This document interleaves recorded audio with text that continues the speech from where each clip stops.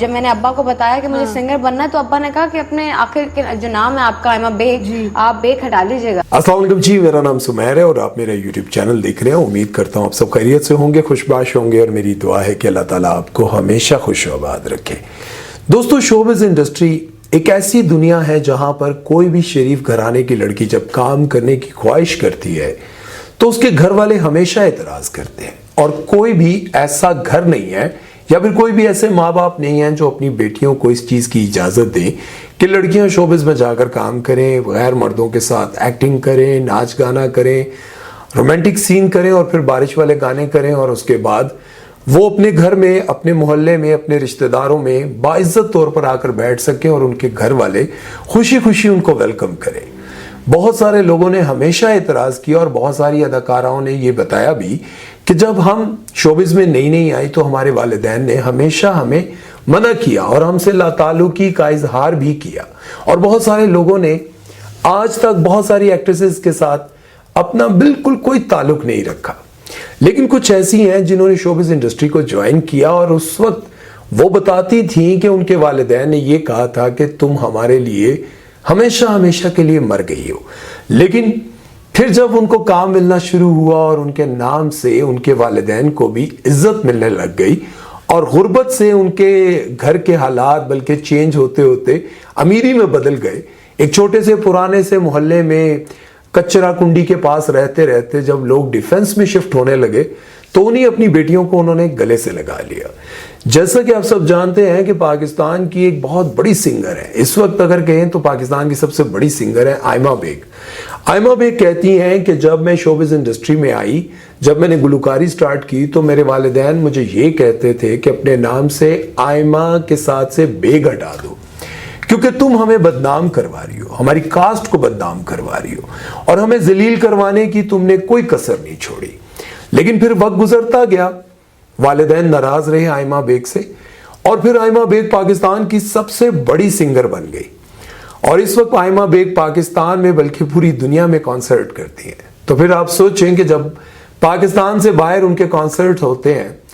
تو ان کو پیسے جو ہیں وہ روپیز میں نہیں بلکہ ڈالرز میں ملتے ہیں، اور جب ڈالرز میں آپ لاکھوں روپیہ لے کر پاکستان آتے ہیں تو پھر آپ کے والدین آپ سے کتنا خوش ہوتے ہیں کہ وہ بیٹی جسے ہم بالکل ناکارہ سمجھتے تھے، بیکار سمجھتے تھے، آج وہ جو بھی کر رہی ہے اس کی وجہ سے ہمیں عزت مل رہی ہے، خاندان میں بھی،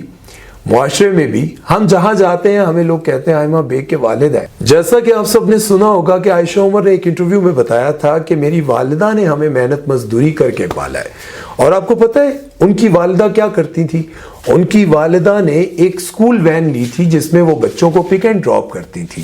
پک اینڈ ڈراپ کر کے انہوں نے عائشہ عمر اور اپنے بچوں کو بڑی محنت اور مزدوری کر کے پالا۔ کرائے کے گھر میں وہ لوگ رہتے تھے اور بہت ہی مشکل حالات سے انہوں نے اپنی زندگی کا گزر بسر کیا۔ لیکن آپ لوگوں کو یہ بات جان کر کافی حیرانگی ہوگی کہ جب شوبز انڈسٹری کو عائشہ عمر نے جوائن کیا تو ان کی والدہ نے یہ کہا کہ میں نے ساری زندگی محنت مزدوری کر کے تمہیں اس کام کے لیے نہیں پڑھایا لکھایا تھا، اچھے سکولوں میں اس لیے داخل نہیں کروایا تھا کہ تم بڑی ہو کر یہ سب کچھ کرو۔ عائشہ عمر کے ساتھ ان کی والدہ کافی ناراض رہی، لیکن وہ کہتی ہیں کہ جب میری والدہ باہر جانے لگی اور لوگ ان کو بیٹھنے کے لیے جگہ دینے لگ گئے، لوگ ان کی عزت کرنے لگ گئے کہ یہ تو خوبصورت کی ماں ہے، خوبصورت کی والدہ ہے،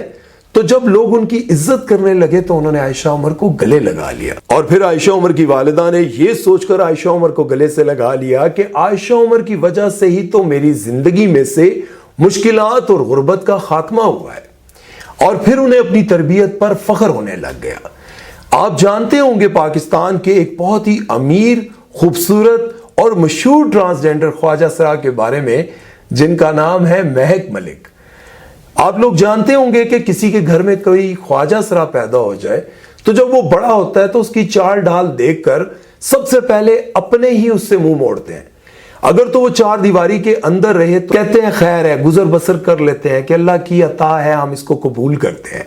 لیکن اگر وہ گھر کی چار دیواری سے باہر نکلنے لگ جائے اور لوگ اس کو تنگ کرنے لگ جائیں اور وہ بھی لوگوں کے ساتھ لڑکیوں والی اداؤں سے باتیں کرنے لگ جائیں تو سب سے پہلے بھائی، باپ، بہنیں سب اعتراض کرتے ہیں اور سب اس سے الگ ہونے کی کوشش کرتے ہیں، اور بعض اوقات تو ماں باپ خود اسے اپنے گھر سے نکال دیتے ہیں، اور خواجہ سرا بھی اپنے ٹھکانے پر پہنچ جاتے ہیں، اپنے گرو کے پاس پہنچ جاتے ہیں، جہاں پر جا کر وہ ڈانس سیکھتے ہیں اور پھر وہ اپنے ہی کسی گروہ کے ساتھ زندگی گزارنے لگ جاتے ہیں۔ اور ان میں سے بہت سارے خواجہ سرا امیر ہو جاتے ہیں، دولت مند ہو جاتے ہیں، فیمس ہو جاتے ہیں، جیسے مہک ملک ہوئے۔ مہک ملک اس وقت ایک فنکشن کا لاکھوں روپیہ چارج کرتے ہیں اور وہ کروڑ پتی ہیں۔ وہی رشتہ دار جو مہک ملک سے کبھی تعلق نہیں رکھنا چاہتے تھے، جو ان سے بات کرنا پسند نہیں کرتے تھے، ان کے ساتھ اپنا نام جوڑنا پسند نہیں کرتے تھے، آج وہی لوگ ان سے بڑے فخر سے ملتے ہیں، ان کے ماں باپ ان سے بڑے فخر سے ملتے ہیں۔ لیکن یہ بات مجھے سمجھ میں نہیں آتی کہ جس رشتے کو آپ بالکل لا تعلق کر دیتے ہیں، جس سے کوئی تعلق نہیں رکھنا چاہتے، جیسے آئمہ بیگ نے بتایا کہ ان کے والد کہتے تھے کہ ہمارا نام اپنے ساتھ سے ہٹا دو، ہمیں تم بدنام کروا رہی ہو۔ عائشہ عمر نے کہا کہ میری والدہ کہتی تھی کہ یہ تم کس کام میں لگ گئی ہو، میری تربیت اور اچھے سکولوں کی پڑھائی کا مقصد یہ نہیں تھا کہ تم یہ کام کرو۔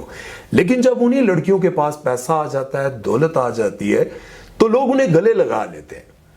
اسے کہتے ہیں لالچ، ہوس، یا پھر ضرورت کے وقت گدھے کو بھی اپنا باپ بنا لینا۔ یہ غلط بات ہے۔ یا تو آپ اپنی بچیوں کی اس وقت رہنمائی کریں جب وہ شوبز میں آنا چاہتی ہیں، سنگنگ کرنا چاہتی ہیں، ماڈلنگ، ایکٹنگ کرنا چاہتی ہیں، پہلے تو آپ ان کو اس وقت سمجھانے کی کوشش کریں، اور اگر آپ اس وقت نہیں سمجھا سکتے تو پھر جب وہ شوبز میں آ چکی ہوتی ہیں تو ان کے ساتھ قدم با قدم چلیں، تاکہ وہ بڑی برائیوں سے بچ سکیں، گناہ سے بچ سکیں۔ اور ایسا کیا کہ جب آپ نے ان سے تعلق ختم کر دیا، جب ان کا کوئی نام نہیں تھا، ان کا کوئی مقام نہیں تھا، اور پھر جب ان کے پاس پیسہ آیا، دولت آئی، شہرت آئی، تو آپ نے ان کو پھر سے گلے لگا لیا۔ یہ بات جو ہے وہ سمجھ سے باہر ہے، کیونکہ بہت سارے لوگوں کو میں نے دیکھا اپنے بچوں کو گھر سے نکال دیتے ہیں، بیٹوں کو بھی کسی ایسے کام کی وجہ سے گھر سے نکال دیتے ہیں، اور پھر جب وہ بڑا ڈان بن جاتا ہے یا اس کا نام بن جاتا ہے تو پھر بڑے فخر سے کہہ رہے ہوتے ہیں، فلاں پتہ ہے نا وہ میرا بھائی ہے، فلاں پتہ ہے نا میری بہن ہے۔ تو یہ جو ہے نا، یہ انداز اور یہ رویہ، یہ بڑا منافق رویہ ہے۔ اپنے بچوں کی، اپنی بچیوں کی رہنمائی کریں، اور جہاں تک ہو سکتا ہے ان کے ساتھ قدم سے قدم ملا کر چلیں، تاکہ ہو سکتا ہے کہ وہ کسی بڑی برائی سے بچ سکیں، کسی بڑے گناہ سے بچ سکیں۔ ایسا نہ ہو کہ آپ کا بھی بچہ کسی ایسے راستے پر نکل جائے اور پھر جب وہ بڑا سٹار یا پھر بڑا ڈان بن جائے، یا بیٹی، تب جا کر آپ کو پتا چلے اس وقت غلط فیصلہ تھا، میری بیٹی کے پاس تو بھی بہت کچھ ہے، بڑا پیسہ، بڑا روپیہ ہے، تو اس کو گلے ہی لگا لینا بہتر ہے۔ یہ سب کچھ نہیں ہونا چاہیے۔ اپنا خیال رکھیں، اپنی اولاد کا خیال رکھیں، اور بیچ میں فون شون بجتے رہتے ہیں، کوئی ایسی بات نہیں ہے۔